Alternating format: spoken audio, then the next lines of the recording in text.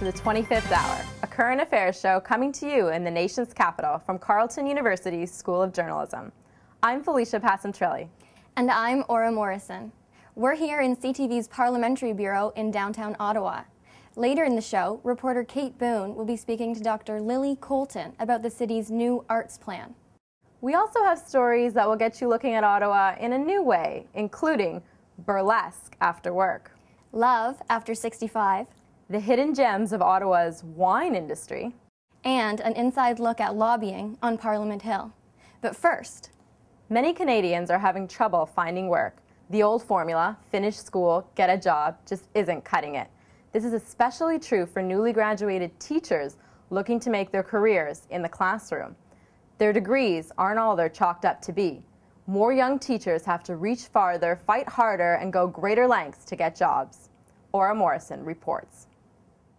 Yeah, it took some getting used to, but do it pretty easily now. I don't have a mirror in my classroom like I did last year, so I always have my friends here with me to double check for me. Looking, at my future when I was younger, I never would have thought I'd be working at an Islamic private school, but that's just how the cards fell.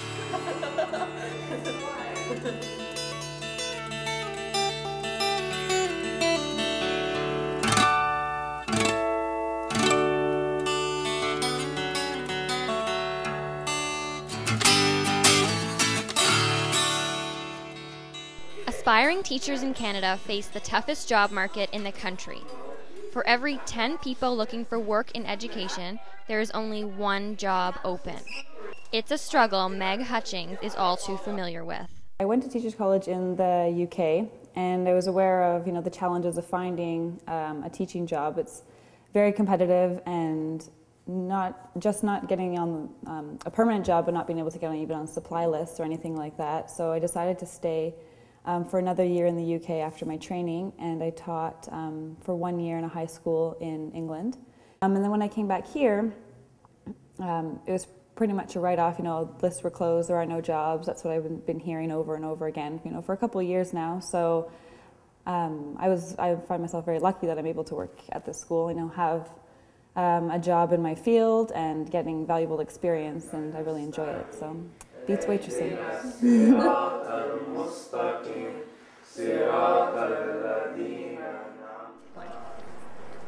In a few months, 800 students will be graduating from the University of Ottawa's Faculty of Education.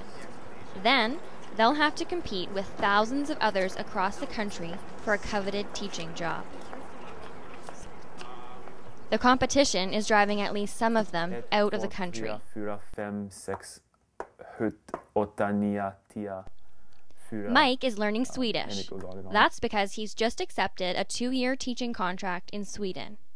It will allow him to do what he loves right away, rather than struggling on a supply list like many of his classmates. There's a scary thing as to what people are ready to do to get these jobs.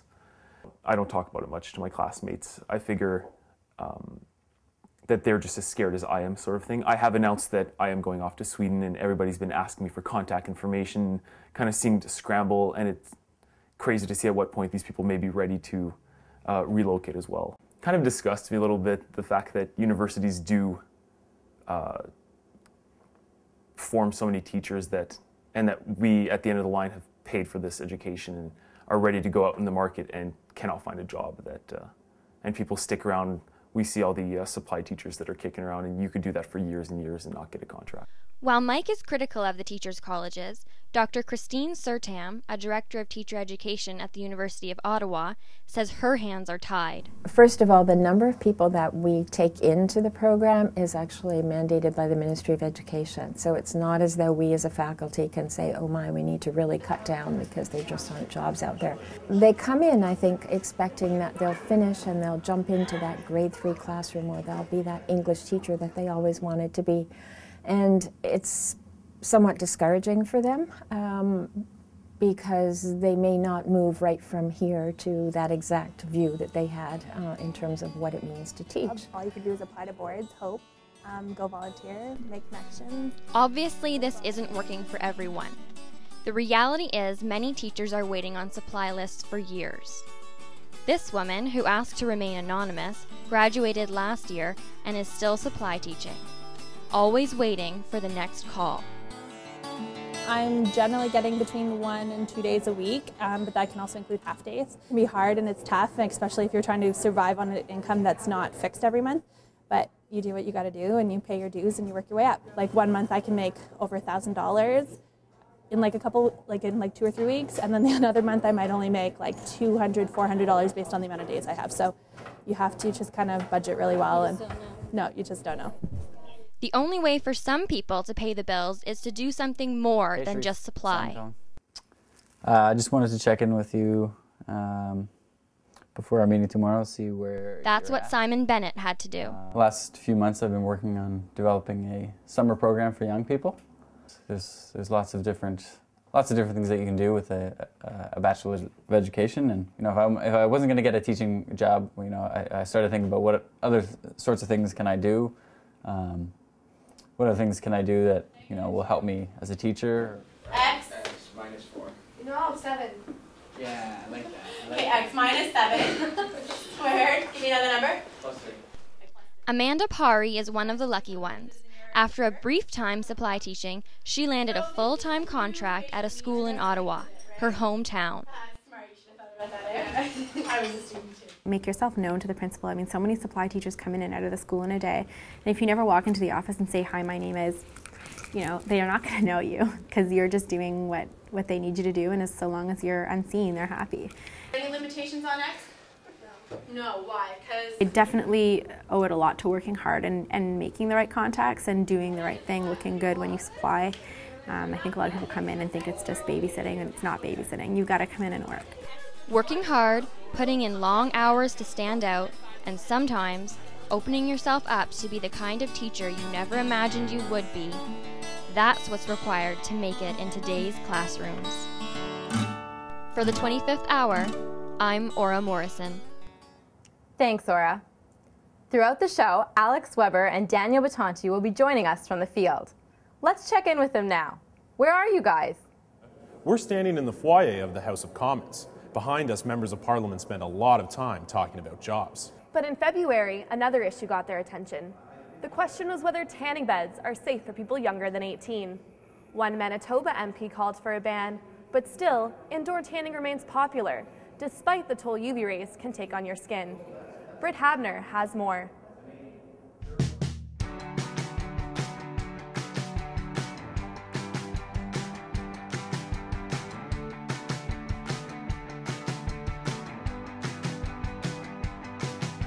Stephanie Barrell is looking for that beautiful glow. For that, she uses tanning beds, despite seeing firsthand her dad's struggle with melanoma. He told me that, okay, don't go outside in the sun, just avoid the sun at all costs, avoid tanning, because melanoma runs in the family, your grandmother had it, your great-grandmother had it. He doesn't really go outside unless he absolutely has to, and if he does, he's lathered up in sunscreen. And I guess I'm meant to do the same. He'd probably be really upset with me if he knew I was tanning. He just would not be happy. Many health experts and organisations attribute skin cancer to frequent use of indoor tanning beds. Thousands of new cases are found in Canada each year. Kim Gertler is one of those who lived to tell her story. 2 years ago, she was diagnosed with melanoma, the deadliest form of skin cancer. She invited me into her home to share her experience. I had a mole on my inner thigh, just a few inches above my knee. I go for a physical, and before the physical, it started itching. It was like a mosquito bite. And moles aren't supposed to itch, and I knew there was something wrong. I was going to see a skin cancer specialist. I was going to see an oncologist. I was going to meet with a surgeon. And then life as we know it, well, went completely, it was completely changed. It was a shock. These are all over 30. I've got a zinc, a clear zinc for the face, that's a 45. Kim's experience with skin cancer has changed the way she treats her skin, and her message for the public is clear. It's a fact that tanning beds cause cancer. It's not an if or a maybe or perhaps. It's tanning beds cause cancer. It's so easy to not go to tanning beds and to prevent the case of melanoma or skin cancer. But are messages like Kim's being heard? Many young men and women continue to tan despite these risks. Tiffany Barker has frequented a tanning salon for the past decade, something she says is normal for her age group. I still don't think that there's much of a reaction, especially around my age group and generation. Like, yes, it's still there, and there's lots of medical, and with internet and everything else, we have more information to us, but I still don't think, bottom line, like, it's going to be as much of a concern. If you want a tan, I think that you're still going to, because image is still above and beyond a huge part of our life. Okay, so now I'm just going to show you another option. This is self-tanner. An obsession that extends beyond the tanning salon. So first, you just take a small amount and put it in your hand, just like so. You just rub it on. You can reapply as often as needed, and then you'll get an instant glow. I can't see it stopping anytime soon. I like it. I like the appearance, especially if I have an event or something like that. That's always my go-to. It's attitudes like this that have the Ottawa Public Health Department launching their latest campaign, Enjoy the Skin You're In. Diane Desjardins is a health nurse with the department and is heading the campaign on skin safety awareness. Yeah, there's no such thing as a healthy tan, okay? A tan is a sign of skin damage. It's a sign that your body is trying to repair itself and to protect itself from further damage. The World Health Organization and the International Agency for Research on Council came out a few years ago with findings indicating that ultraviolet radiation from the sun or indoor tanning was a known cancer-causing agent. The intensity of the rays in an indoor tanning salon is 10 to 15 times stronger than the midday sun in the summer. So you're exposing yourself to high levels of ultraviolet radiation and is a known cancer-causing agent. This is our new Ergo line. It's a 40 bulb machine with 3 high-pressure 500 watt facials with 2 specialty UV bulbs. On the other side of the hotbed issue are the tanning salons. Danny opened up Belisol Tanning 15 years ago. He says tanning can be beneficial to your health. For a lot of people, coming in and having a little 10 or 15 minutes of sunshine makes them happy. People who gets depressed, who needs the sunshine, we got those. Then we got people who likes to look tan all year round. I want to make sure that Canadians are aware of the health risks in using tanning beds. James Bezin, a Conservative MP, has tabled an independent member's bill. The bill will force tanning salons to display warning signs in their stores. The bill will make sure that, one, youth are not allowed in tanning equipment till they're over 18 years of age. And secondly, that the tanning equipment and the tanning salons themselves are properly labeled so people are aware of the dangers when they enter into one of those establishments. His motivation behind this bill stems from his wife's personal brush with melanoma. My wife and I both use tanning equipment. My wife was a lifeguard as a youth. She is fair-skinned and blue-eyed and burns easily. And because she spent so much time outdoors during the summer and had access to a tanning bed as I did, it came back to haunt us. Not knowing the dangers of covering up when you're outside, wearing sunblock, and staying out of tanning beds. So unfortunately, she's had 2 cases of melanoma. We don't want to make the same mistake with this generation. We have a chance to inform and to educate, and it's important that people are aware so they stay out of those tanning salons. For 25th Hour, I'm Britt Habner. One of North America's fastest growing sports is moving from your TV screen to your local gym. The Ultimate Fighting Championship showcases mixed martial artists in peak physical condition. But before making it to the UFC, some fighters are getting their start in Ottawa's gyms. What keeps these young athletes going when many say their sport is much too violent? Helene Key finds out. It's lonely in the cage. Just you, your opponent, and your thoughts. No one knows this better than Matthew Papineau, Ottawa's mixed martial arts prodigy.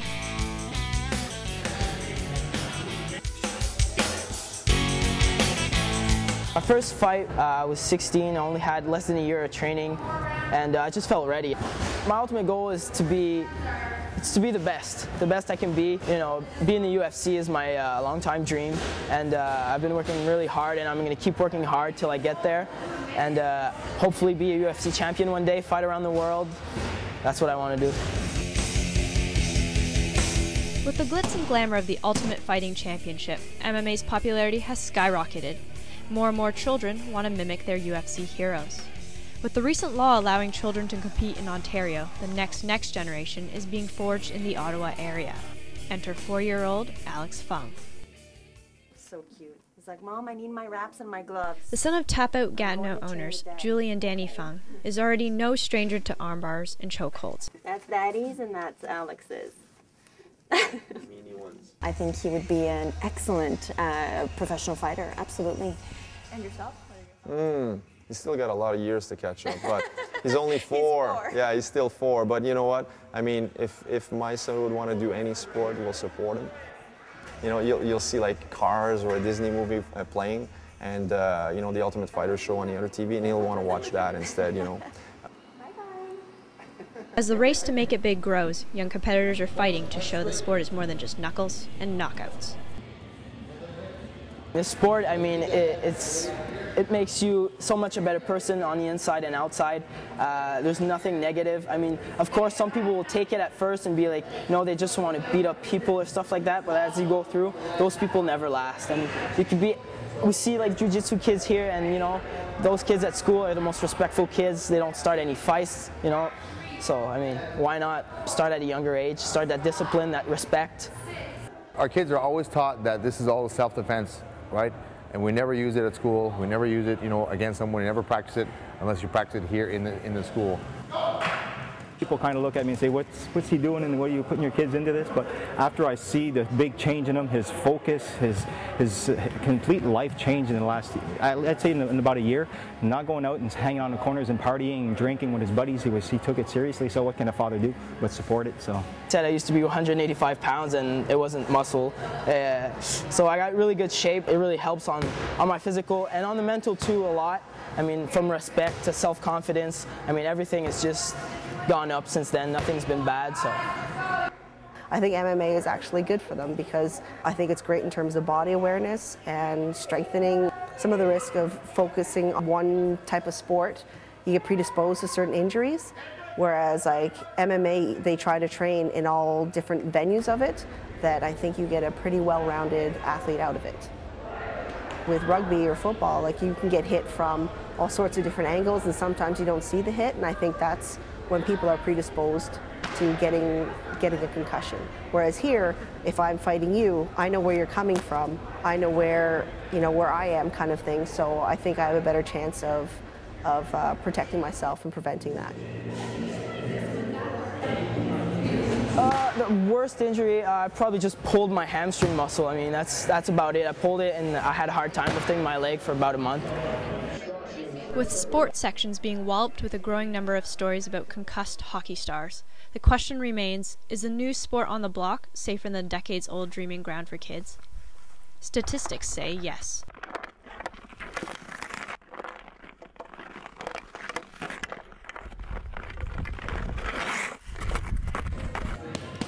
There's as much violence in hockey as there is in getting into a ring, except you're not trained for the violence in the hockey. You're not trained to do that kind of, to play hockey. You're not trained to fight, but there's a lot of fighting, a lot of concussions going on in hockey. Well, when they get into the ring, they're trained. They're trained mentally, they're trained physically, they go through some rugged training camps. They cannot go in there without being ready. You have to be really mentally tough to fight. I mean, it's the most mentally challenged thing I've ever done. You got to know and you got to be sure that you're going to win that fight before even fighting. So, I mean, before all my fights, I'll go through it about 100 times in my head, and I know I won that fight already. I'm going in there and just in front of people to show I won it. Like, I already know I won the fight. Yeah, it's definitely 90% mental, 10% physical when you're in there. When you're training, it's vice versa, 10% mental, 90% physical. So it's definitely mentally exhausting being in there, though, and the fight day itself, it's very stressful. We do have a very young fighter here, Matt, and he's probably the best mentally that anybody in our dojo is, and he's only 18. He just turned 18, so. Before a fight, that's when the stress kicks in, and you got to learn to really control that, because if stress takes over, I mean, that's when you start losing and not performing at your best. So if mentally you can't take it, you're not going to win anything really in this sport. So. Matt has proven the physical and mental hurdles young fighters face aren't too tall. His drive, determination, and love for the sport is showing the next generation what is possible when they step into the cage.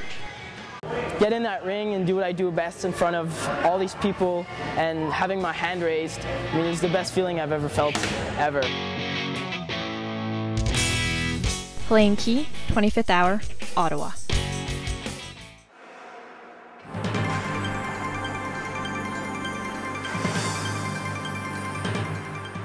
Whether it's in the UFC octagon or the ice rink, making it to the big leagues demands sacrifice for professional athletes. For young players on the Ottawa 67s, it can mean moving far from their families for the first time. They're welcomed to Ottawa by billet families. Sandy Wilson has opened up her home to players like Michael Tchaikovsky and Peter Mrazek for the last 13 years. Her latest house guest, the 25th Hour's Jeff Creever.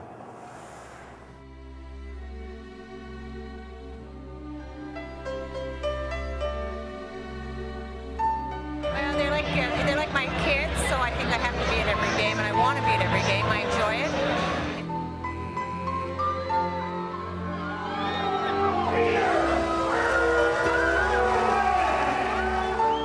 When they see us here, they may not always acknowledge, but at least they know that you're here and you're watching, supporting them.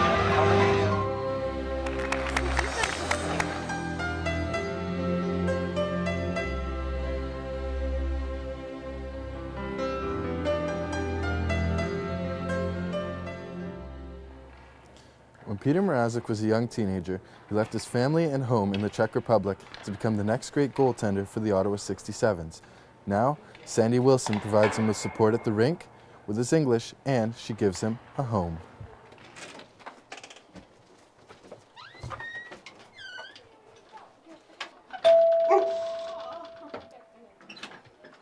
Hello, welcome. Good to see you. Thanks for coming. Come on into our home. Sometimes they say, what is a billet?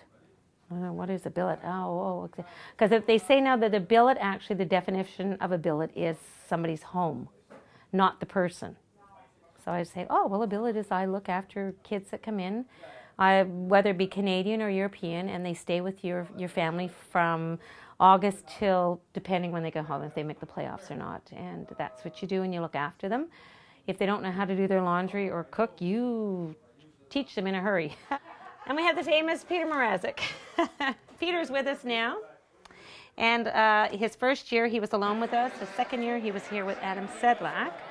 And they were fellows that had grown up together, both in Czech Republic, and both had played hockey with each other there. Adam's now gone back to Czech to play, and as we know, Peter is still here with us. Well, I didn't know anybody, right? So that was my first move from Czech Republic, and I didn't see my parents for a long time. And but my first time when I came here, I was like 3 weeks in a hotel or 2 weeks, and then I came here, met Sandy, and I think she's important now for me. That's my third year here, and we're like family here. There's a new window I have here because Peter and Sedlak used to throw things out the window. Why? I don't know. And my window broke, so I had to get a brand new window. This is my son who's cooking dinner for us tonight. Ta-da, Justin. How's it going? I'm a lonely child, so to have brothers every year, it's cool. My favorite player was Levente Zuper, and I went to get his autograph and wondered where he lived because he was from Hungary. So she followed into it and found out that there were billet families, and she auditioned, I guess you can say. They came and checked our house out, met us, and we fit the role, so that's how it started, and I would never want it to be any different. 80-20. 80 friend, 20 mom, because they have their moms. And their moms are wonderful, and you know, the thing that I enjoy is meeting their mothers and family when they come up if they can. Well, unfortunately for Peter, they only get to come maybe once a year. But when you do meet them, it's just a wonderful relationship with them. But friend, if they need help, Yeah, Mom, I am. Discipline, I will do. Discipline, I will do too. So I guess that's the mother part of it also. See, they have their own vacuum so they can come out and vacuum, but usually it's me dragging the one up from downstairs that, yeah, change the beds. Other than that, I say, no, you guys do your own laundry. Keep your rooms whatever you want to because you're living in them. I'm not. And you know what? So be it. I just think it's fun. It's fun. And it's, you know, up and down. You got kids coming down. And in fact, Peter's got a habit now, which is great. He phones me in the morning. I'm down here. He's upstairs on the 3rd floor, and he phones me, can you prepare some pancakes for us for breakfast? And I think it's funny. So I prepare the pancakes. Or we want 3 eggs each, 3 sunny-side eggs. And before they come down, so they're done when they come down. Because I say to Peter, if you've got eggs, you got to be down when they're done. You know, don't make me ruin them. And then, that's just the way it goes. Yeah, I cook for these guys all the time. The late nights when they get in from road trips, 2, 3 in the morning. Hey, Jess, can you cook us some sandwiches? Sure, guys, that's okay. I love cooking, so whatever they want, whenever they want, you know. They're a little spoiled, though, I think, sometimes. Well, I think sometimes we are spoiling them, okay? When you get a phone call in the morning for breakfast, that is spoiling them. And we say, okay, we'll do it. And he comes down and it's done. That is pampering, right?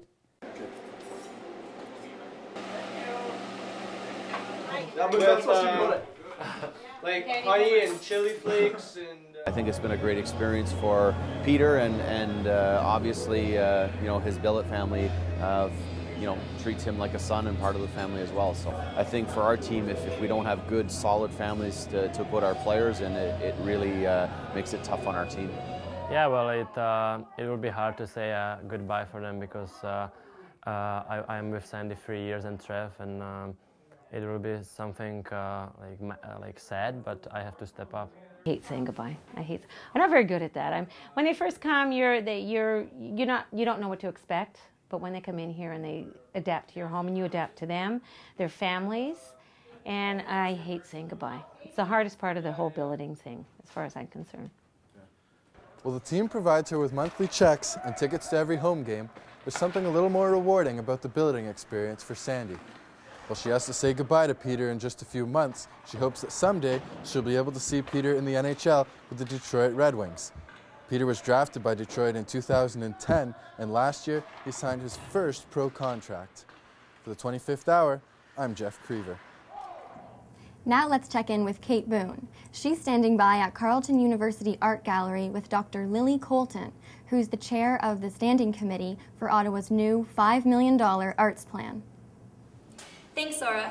Hello, Dr. Colton. Thanks for joining us. It's my pleasure.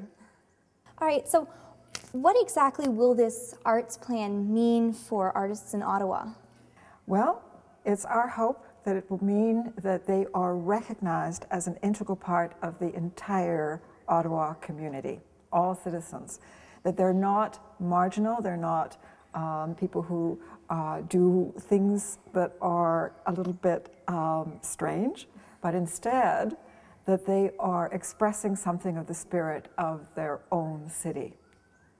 We want them to be really feeling as though they're a part of the community and contributing, and in fact that they're helping to shape the new Ottawa. Wow, so what's it like being an artist in Ottawa? Well, I'm actually training to be an artist, so I'm beginning to find out from that side of things. Previously I was more involved in arts administration. Now I'm a student of art, and I'm realizing actually that it is probably one of the most underrated and one of the most active and vibrant parts of the city. Ottawa has something like 27 festivals every year. Music festivals, verse festivals, slam poetry festivals, all sorts of arts and heritage and performance festivals. And what that means is that there are people who are really committed to arts in our city. And I think, therefore, when the city as an entity, the City Hall, recognizes that and becomes a partner with them, then all they're really doing is recognizing a fact in the city of Ottawa. So what are some of the bigger projects that are going to be included with this arts plan? Well, the arts plan actually was very inclusive in all of its consultations. We consulted hundreds of people. And in fact, we had 11 forums as well, where we specifically targeted different kinds of themes that had come out of our conversations already. We had, for example, a youth forum. We had a lot of young people, and it was chaired by Michael Jean, who came and actually drew out of the young people there what their ambitions were for the kinds of art that they wanted to see in their lives in the future, that they wanted to make as part of their lives in the future in Ottawa. And I think that was, that's going to be one of the most important ways in which the plan, I think, is judged on a larger scale. Have we reached the youth? Have we reached people like the Aboriginal people? So I think there are many of these goals that we've set that we hope the city will pursue. And if after 5 or 6 years you actually can look back and see those goals met, you'll see an Ottawa that's really worth being called Canada's capital when we reach our 150th birthday. What are some of the projects that the city has been working on so far? Well, the city has already approved the enlargement of Arts Court and a new building for the Ottawa Art Gallery. And of course, that's really, really important for the downtown area, but more than downtown, it's really the place where all of Ottawa's artists can get a real opportunity to show their work. We have in the Ottawa Art Gallery a wonderful collection of contemporary artists that display there. Again, not big enough, not possible to really see their work. So I'm very pleased that the city has already committed to doing that. And to also, what's very good is that the city is committed to recognizing localities, the rural as well as the urban parts of the city, to supporting fairs as well as festivals, to recognizing that, for example, certain parts of the city have their own vibrant culture. The Hindenburg area, for example, or Bytown Market, for example. These are the fact that Ottawa is actually like a mosaic of really vibrant smaller communities makes it actually a unique kind of city in Ottawa, in Canada. And I think that we should build on that strength.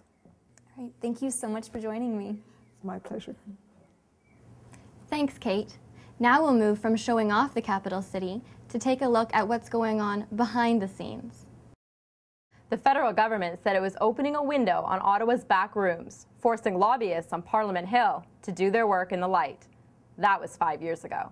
Today, the lobbyist mystique has not faded. Most Canadians don't know much about how they influence government. Matthew Kupfer found a lobbyist to explain what, if anything, the laws have changed.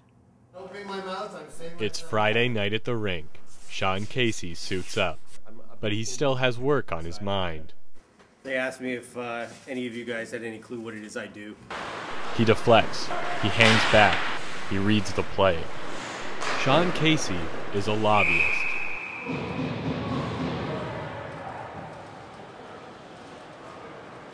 Casey has worked at True North Public Affairs for 5 years. Before that, he spent 9 years on Parliament Hill. His last job was in the office of then Leader of the Opposition, Stephen Harper. We talked to him at his office. That's the West Block behind his head. Is there a certain aspect of lobbying having a bad reputation?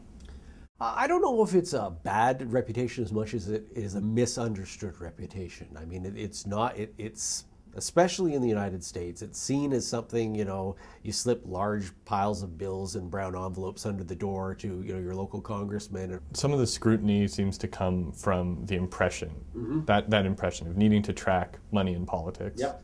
Does the idea that there is this perception about what you do affect you at all? Yes, and I would say its impact is felt in some ways with my interactions, not only with the government, but with some opposition members as well. You know, I think on their end, there's a bit of a misunderstanding about what I do. Casey knows what forms to fill, what programs to approach, and, most importantly, who to call. Working with the client and saying, okay, which doors are open here, which are the right paths for you to follow, and which ones are really going to get you nowhere. And, you know, to put it down to a very, very basic level, there's a lot of hand-holding. Some of Casey's clients include the World Wildlife Fund, the Writers Guild of Canada, and the City of London. The people that we represent for the most part are smaller individual organizations. They don't have the budget to have a dedicated person in Ottawa, so hiring someone like myself or one of my other colleagues gives them an opportunity to have that same eyes and ears on the ground that some of the bigger firms have. So in many ways, we do help out the little guy. Some other little guys include Canadian National, Manulife Financial, and Maxim, a coal electricity company. There's a legitimate role to lobbying, but whether he's representing all small interests that are kind of for the people, I don't think so. Tyler Summers works for the transparency advocacy group Democracy Watch. The public is losing out because they don't know who's lobbying which MP and for what reason. So I think that's what really needs to change. Is just transparency, openness, and accountability. Those changes are supposed to have already come. How is it that hundreds... In the 2006 election, the Conservatives campaigned on a series of accountability reforms to clean up lobbying. Guy Giorno managed that campaign. The goals of the accountability platform were to, first and foremost, to restore public confidence in federal institutions. There was legitimate public concern that some people in government and in public office were not using the tools of government for the benefit of the people, and the goal of the accountability reforms was to shine a spotlight on what was happening in Ottawa, in government and in federal institutions. We have an act that was brought in and supposed to provide this sweeping overhaul and open government up to the public. It's simply not happening. The Conservative reforms tightened lobbying registration and restricted how quickly someone could move from working in government to lobbying.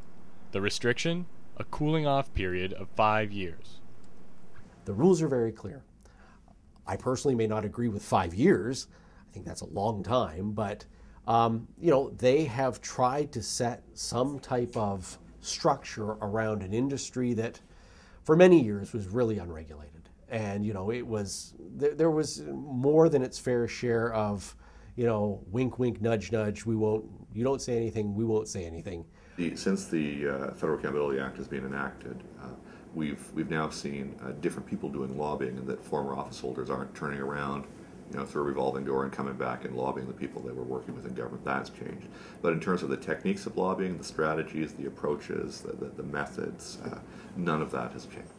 Casey got out before the Federal Accountability Act came into effect. He got to go through the revolving door straight into lobbying and keep his contacts. They know who you are. If you call and my name comes up on the call display, there is some level of knowledge. Okay, yes, I know them. I can talk to them. Does it get me any inside favors or anything? Probably not. Does it get the phone picked up? Maybe. That's unfair. If I call an MP's office as a citizen and they don't pick up the phone to talk to me and they'll do it for someone else, that's unfair. It's a democracy. Everyone should have an equal chance. What the law should be concerned with is the exploitation and the abuse of connections, the exploitation and the abuse of influence. Influence can come from a past life working with the future Prime Minister, or from the change room.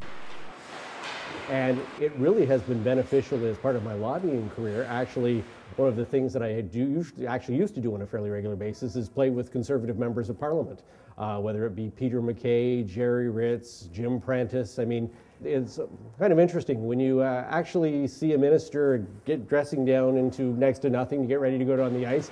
You sort of have that interpersonal relationship you probably wouldn't have outside of the dressing room. Whether it's in a hockey change room or sitting in the stands watching minor hockey, or at a restaurant or whatever, if you start to transact business, right, do business, talk about it, the law does apply there. The law absolutely should apply there. Casey draws a line between work and play. That line may be blurry, but he lives with the scrutiny.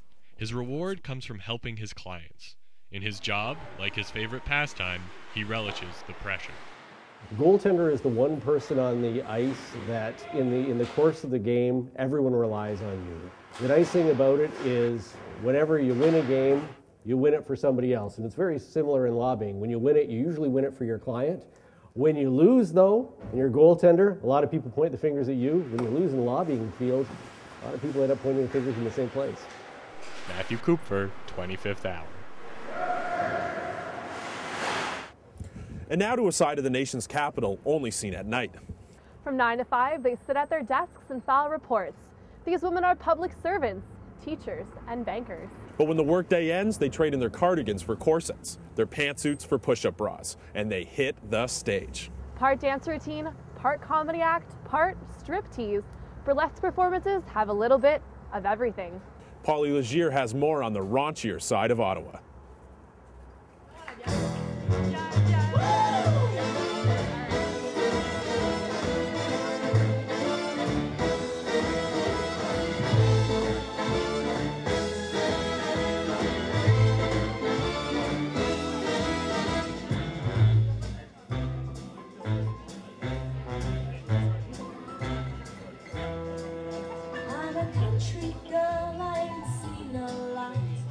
You came along and my heart went cold. You took a little streetcar to my heart, and an apple of love fell out of heart. You looked at me, my heart began to pound.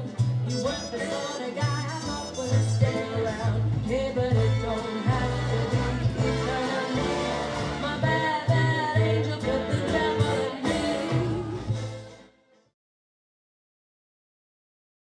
To be perfectly honest, I've gone around for the last month or so saying tonight is going to be either the most amazing night ever or the biggest cat fight ever. So folks, as you know, tonight we will have a few different groups represented. The 5 major groups of the Ottawa burlesque scene. An unprecedented event. This city gets a tough rap for being too boring, too prudish. But more and more Ottawans are starting to let their hair and their stockings down. In January, Michelle Scratch organized the first ever Ottawa Burlesque Collective. The show is a burlesque bonanza. Never before had all 5 of the city's troupes performed together. But Michelle says a bigger burlesque scene is something the capital city needs. Ottawa is such a corporate city, you know, a government city, corporate city. People say it's the city that fun forgot. Because it's so corporate, we need to have outlets for our creativity. And burlesque is one of those outlets for people to go and see a show or for people to perform in. And I think that's why it's exploding for both performance as well as for audience. Because there's a need for it. There's a need for sex and laughter and tease and whatnot, because our day-to-day lives are pretty boring. I'm a fraud controller. I work for a credit card bank. It's pretty mundane when you think about what I do for a living, because I sit and stare at a computer screen and process adjustments all day. And a lot of the people on stage tonight were, you know, wear suits and ties to work. In the beginning, it was Rock Lily and the Sin Sisters, and we had our 2 niches, but now we've got brown coats who do nerdlesque, it's like comic book and anime inspired burlesque, and then capital T's, who used to be Rock Lily. We split off, and Rock Lily has maintained more edgier rock and roll, and capital T's is very classic and pinup style. And there's all the other burlesque troupes, we're just doing very different things. I feel like there's more competition, but at the same time, I really enjoy the competition because it pushes us all to work harder and to push our boundaries and to put on a better show. Ottawa's founding troupe started in 2007, but in the last 2 years alone, 3 more troupes have twirled and teased their way on stage. Bourbon and Spice, Browncoats Burlesque, and Capital T's have all joined the fray. In a city the size of Ottawa, that means a vibrant but competitive community. The collective was a way to get the troupes working together, to try and catch up to bigger cities like Toronto. The hope is, in that coming together, they'll help satisfy Ottawa's growing appetite for excitement. I think Ottawa's a pretty sexy city. I think they just hide behind government jobs and boring stuff. I don't know. People need to get out of their shells once in a while. Ottawa's got a lot of people who are getting interested in it, like, by the day. We're constantly, I think all of us constantly have people ask how we got into it and how they can get into it, Everyone's always asking when the next show is and telling us that they're going to bring somebody else out who's never been to a show, so it's been expanding constantly. Dance with Atlanta Studios has been offering burlesque classes since 2009. She says they keep growing in popularity. Beginner classes are sold out. Side and grind to the back, other way. Ottawa is, you know, a conservative city, as a lot of people might say, but I think that a lot of us have like a little rascal, a little bit of a devil inside of us. Take off your coat, don't you know you can't win. And it's about the subtleties, right? So all these bureaucrats who maybe spend all their day behind a desk, it's a release for them because it's getting in touch, reminding themselves about, like, you know, reminding them about their personality, who they are, without going out and doing something that's going to get them, you know, plastered all over Facebook in an obscene sort of way. Ottawa has the potential in so many ways. Like, I think for various dance styles, there's all these like little pockets in Ottawa. It's really nice. So no, we're not as big as a place like Toronto or maybe Vancouver, but we have all these nice little groups. It'd be nice to start catching up with some of the other big cities. I think we've got enough talent here and really great talent here to start having festivals. With more than half a dozen shows since mid-January, performers say they hope to start having official burlesque festivals, like the ones in Toronto or New York, by this time next year. For the 25th hour, this is Polly Legier.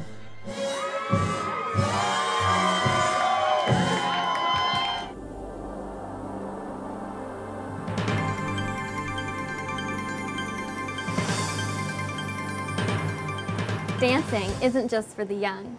It's also for the young at heart.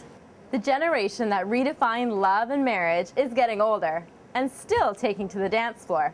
A few of them are even finding new partners, proving that the golden years may also be a golden chance for romance. Alex Weber has the story. It's 10:30 on a Friday night. While 20-somethings are just getting ready to go out, the party has been going on for hours at the Westboro Legion. Some come to have a drink, others to dance, but many come hoping to find Mr. or Mrs. Right. It's the dating game, and it doesn't change with age. While Mavis DeHaan keeps her age a secret, she's open to sharing her adventures as a single senior with loved ones. They think it's nice.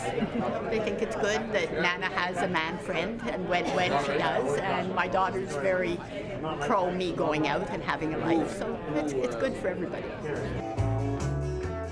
People don't like to be alone.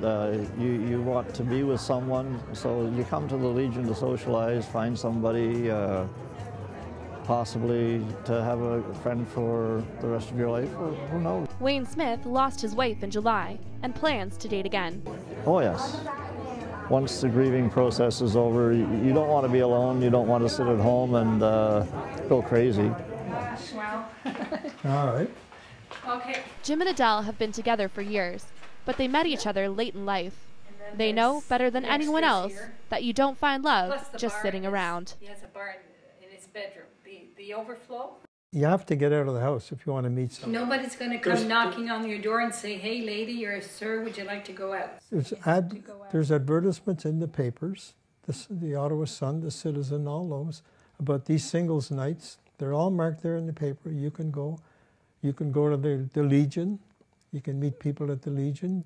And your friends too. And the thing is, if you're searching, you won't find. Most of the time, it's when you're not looking. Go fish.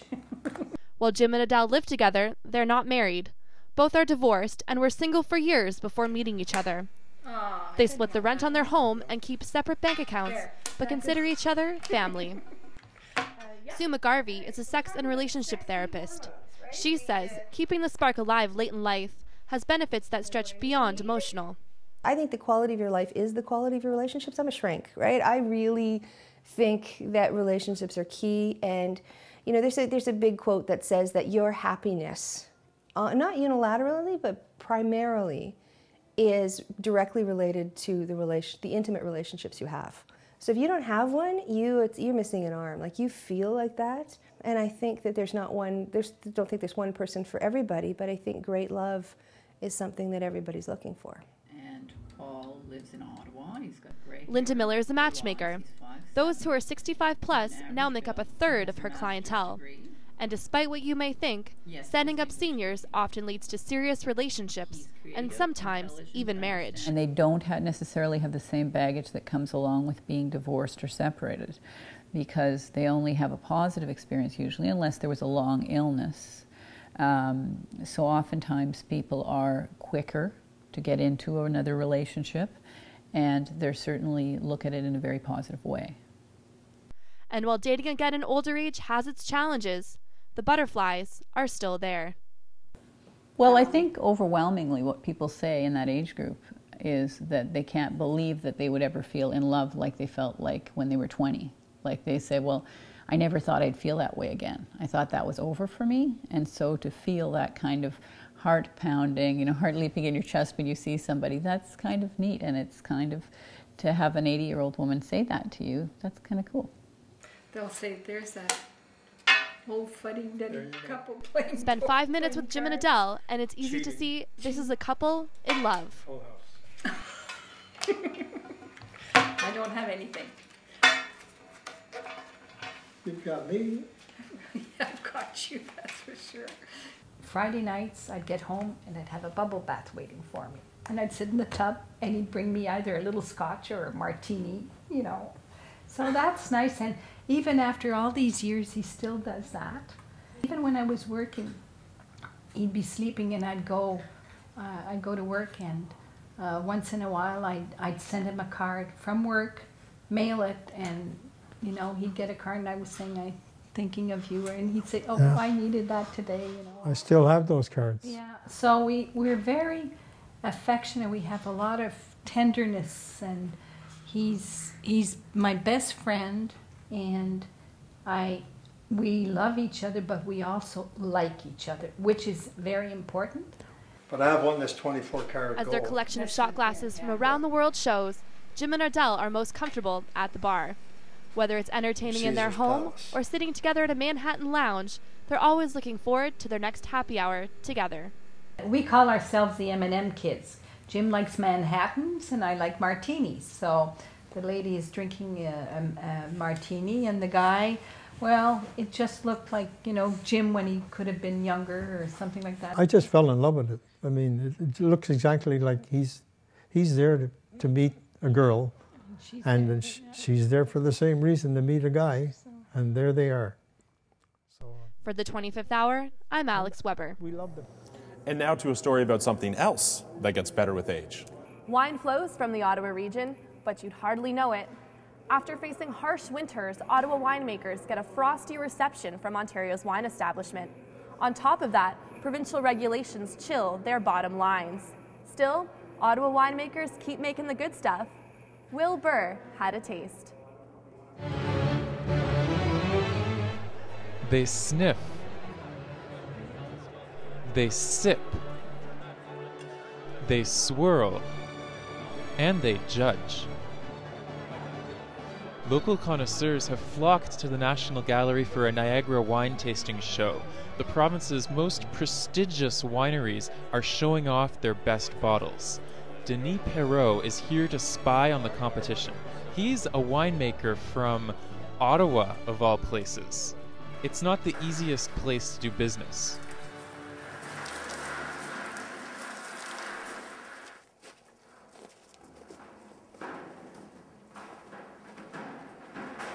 If you start a winery, don't give up your day job. Definitely. You have to keep working. Perrault's day job is his dairy farm. When it comes to wine, his biggest challenge is where to sell it. If he sells a bottle of wine at his door, he keeps most of the money. If he sells at the LCBO, he loses almost half of that money to markups. So he doesn't sell there. But he does sell through restaurants, where the LCBO takes just as much of his profit. Bernard Martineau is Domaine Perrault's winemaker. The LCBO want their pound of flesh, and it's a big pound of flesh that they take. So, as long as we're selling out of the winery door, not a problem. But that LCBO gouge isn't as deep for Ontario wineries which have won approval from a group called the VQA. The Vintners Quality Alliance guarantees the origin and quality of Ontario wines. VQA members can sell directly to restaurants. LCBO markups don't apply. That means VQA wineries make almost twice as much money on those sales as non-VQA wineries like Domaine Perrot. So, is it an uneven playing field? Yes. So we're being discriminated upon.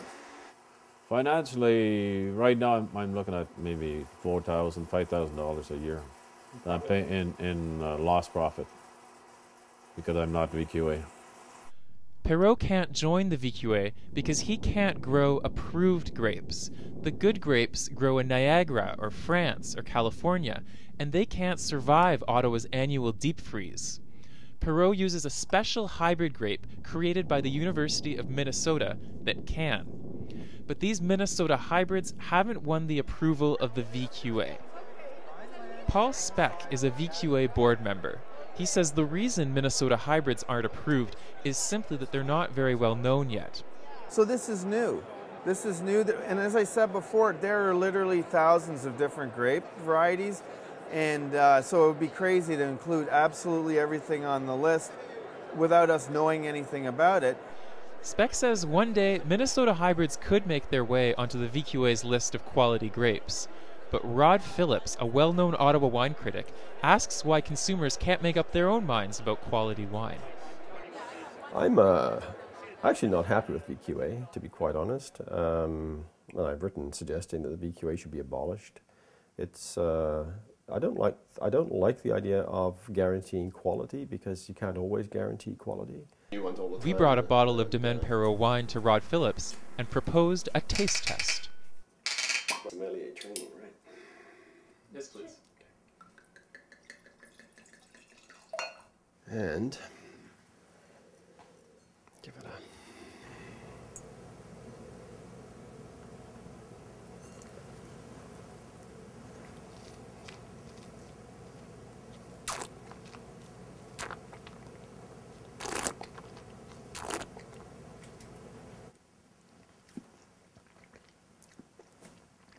It's good.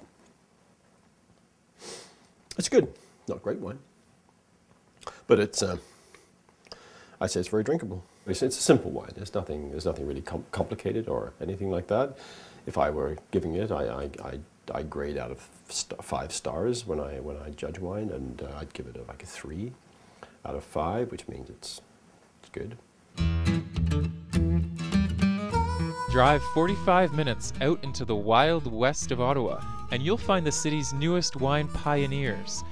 They're a bit more enthusiastic than Phillips. They say they can do better than just good. They can even make money. This is Jabulani Winery. Tom and Janet Mole grow non-VQA hybrid grapes, just like Denis Perrot. People say, does it bother you that you're not VQA? Not really, nor does it bother our customers. Almost all their customers buy directly from the winery. The Moles sold out of their first batch of wine last year, but they haven't broken even. And down the road, if they want to sell more in restaurants, they'll feel the VQA's pinch, just like Denis Perrot. Still, Janet says she's confident that one day they'll be making both wine and a profit. Eventually, we want that to be our retirement. Neither of us have pensions. This is supposed to be our pension.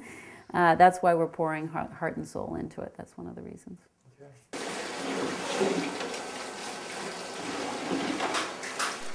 Denis Perrot is already at that stage of his life.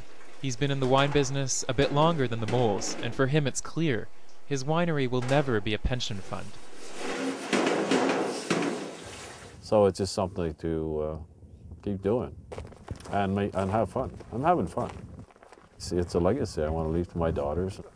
I hope that the winery stays here for a long, long time. That's my dream. For the 25th hour, I'm Will Burr.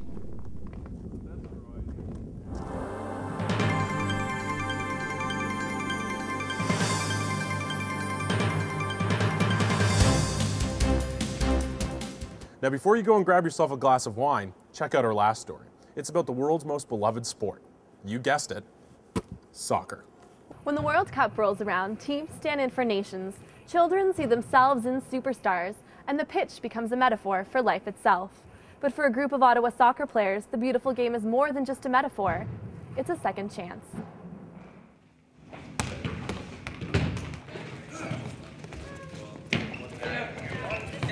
Yeah, you definitely need to take a check.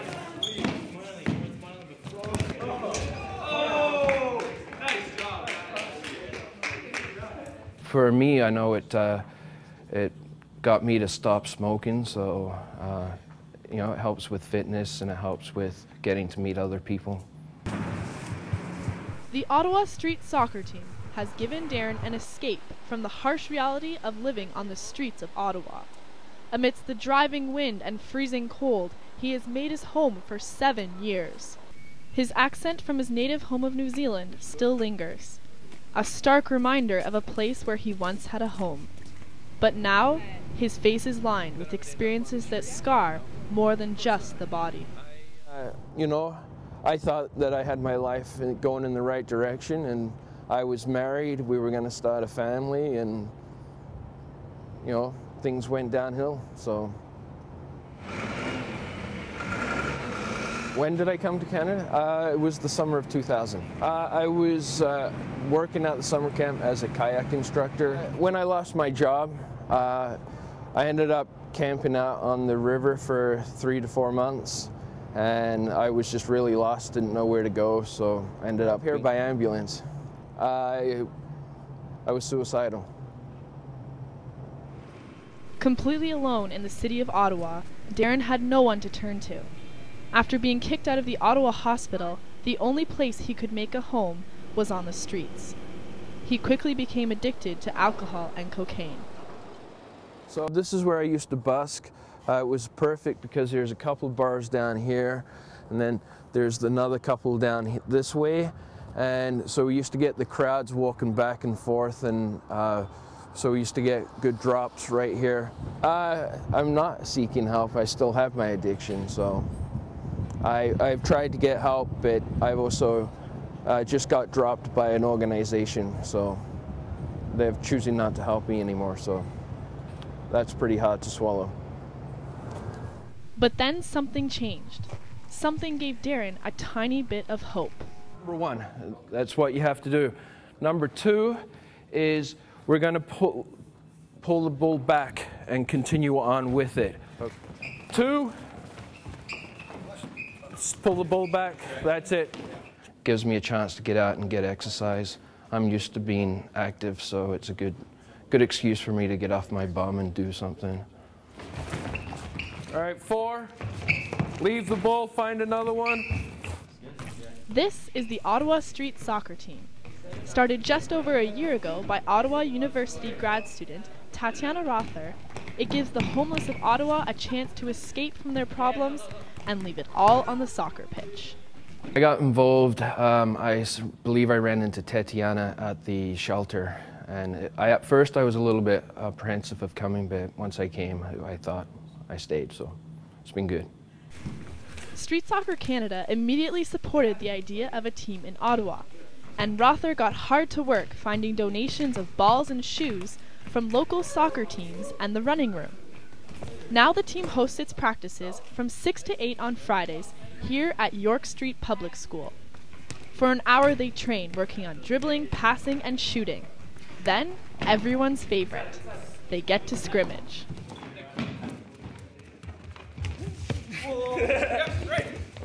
Well, I like the sense of community. I mean, it's always the same group of people. I mean, a good, solid bunch of people, good friends. And it's really exciting. I mean, just coming to all the practice. I mean, the practices are always an adventure, and the games are a lot of fun, too. And we play different teams from all around the city, and the people who coach the team work very hard to make sure we're involved in the league. For players like Alfred, the league is the perfect place to meet new people and just have some fun. The best part is, it never discriminates against anyone. Yeah. He thought he was kidding around with it on. I think that this soccer must be the best soccer I've ever been to. Okay, wise guy. Ryan Gagnon has been volunteering with the team for just under a year. He says the biggest benefit is the strides forward the players make in their social skills. I think it's a great way to get them back into the community. It's great for building interpersonal skills and like non-conflict, stuff like that, teamwork. I don't know, it's a lot of fun. Now, months later, Darren's improved skill and attitude have him taking on a new role. It's a little nerve-wracking, you know, but I'm sure I'm up to the challenge, so I'm looking forward to it. I know it's going to have some ups and downs, but everything does, so it'll be fine. We're going to be dribbling around in this area here, so you want to keep your head up. Not only is Darren stepping up as head coach, but he has also found an apartment in downtown Ottawa. This is where I live. I live up on the 3rd floor. The one right in the middle with the 2 windows open, mine's the one that's closed because obviously it's cold. It's where I live. It's my home. No, I'm on ODSP, and so thankfully they've been taking care of it for me. So disability program, so I was unable to work for a while. So for Darren, none of this would have been possible without the help of street soccer. He says the sport helped him turn his life around. Usually I'd be down here selling weed, and then at nighttime I was busking for money to support my habit. So I find that, you know, if you sit around, you get down and depressed about yourself. So they gave us an opportunity to actually get up off our bums and actually go do something. From quitting smoking to getting an apartment and now looking towards a job. It all started with the kick of a ball. Grace Protopappas, the 25th Hour. Thanks, Grace. Well, that's it for this edition of the 25th Hour. I'm Felicia Passantrelli. And I'm Aura Morrison. On behalf of Daniel Batonti, Alex Weber, and all of us here at the show, thanks for watching.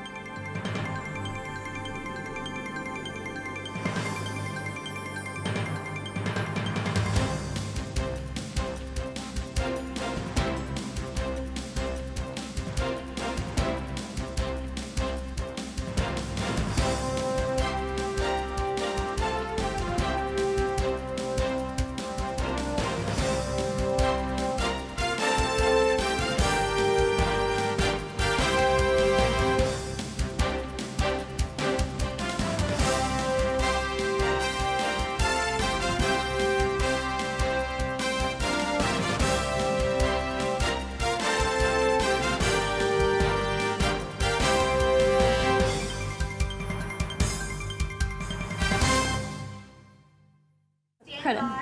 5, Dancing. 4, Dancing. 3, 2, 1. Dancing isn't just for the young, it's also for the young at heart. The generation that redefined love and marriage is getting older and still taking to the dance floor. Some are even finding new partners, proving that the golden years may also be a golden chance for romance. Alex Weber has the story.